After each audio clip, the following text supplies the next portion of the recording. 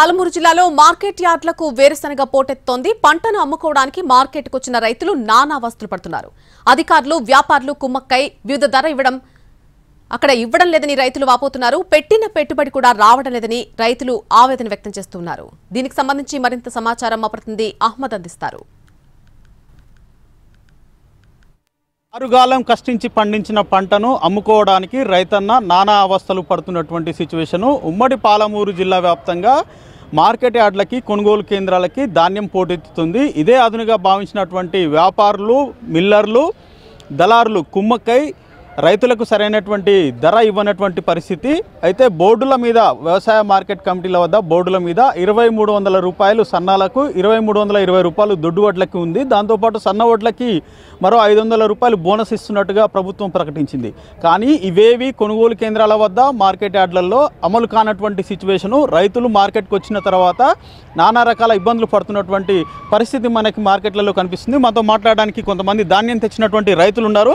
అన్న, మీరు ఏ ఊరు నుంచి వచ్చిర్రు? ఎంత ధాన్యం తెచ్చిర్రు? ఎప్పుడు వచ్చిర్రు? ఏమైతుంది అసలు మార్కెట్లలో? పెద్దదర్పల్లికి వెళ్ళి వచ్చినాము. బుధవారం రోజు తెచ్చినాము.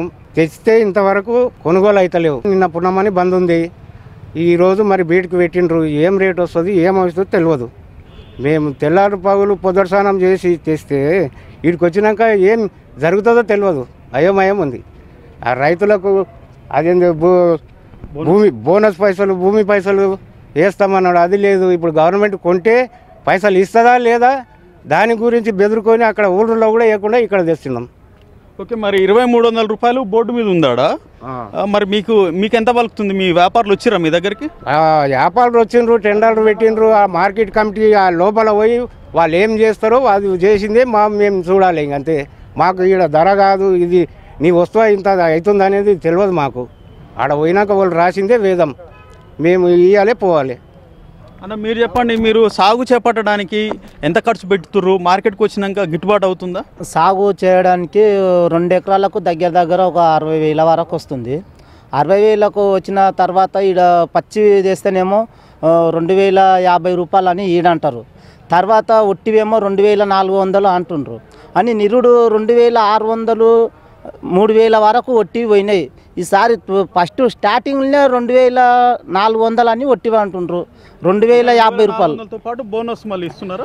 బోనస్ ఇంతవరకు అయితే ఇంక ఇక్కడ గవర్నమెంట్కి వేస్తే బోనస్ అన్నారు. ఇక్కడైతే ప్రైవేట్లో బోనస్ లేదు. ఇక్కడ మార్కెట్లో తెస్తే అని చెప్తున్నారు. కానీ ఖర్చు ఎక్కువ అవుతుంది, దిగుబడి తక్కువ అవుతుంది. 100కి 4 రూపాయలు కమిషన్ సేటుగాళ్ళు తీసుకుంటారు. షాటాలు వాళ్ళు ఇష్టం వచ్చినంత వాళ్ళు బొడ్డే ఉంచిన ఇట్లా మేము ఉంచిన ఇట్లా మరి దౌర్జన్యం చేసి బల్బాగా ఇట్లా వాళ్ళు తీసుకుంటారు. దగ్గర 20 కిలోలు 30 కిలోల వరకు తీసుకుంటారు. ఒక 60 అంచున్నదంటే. నోట్లు తెచ్చిరా, దొడ్డోట్లు తెచ్చిరా? సన్నయ్య తెస్తే మరి రేట్ ఎంత ఇస్తున్నారు? బోనస్ ఇస్తున్నారా? బోనస్ లేదు, ఏం లేదండి. సన్నవట్లే కానీ బోనస్ లేదు, ఏం లేదు. ఇంకా మేము ఫస్ట్ ఇవ్వాలని తెచ్చాను. ఇంతకుముందు అయితే పోయిన సంవత్సరం గవర్నమెంట్లో నమ్మింటి 2,250 రూపాయలు పోయిండే నిరుడు. మరి ఈ ఓడి ఎంత పోతుందో పచ్చి ఓడ్లు నిన్న కోసిన ఇలా నింపుకొని వచ్చింది.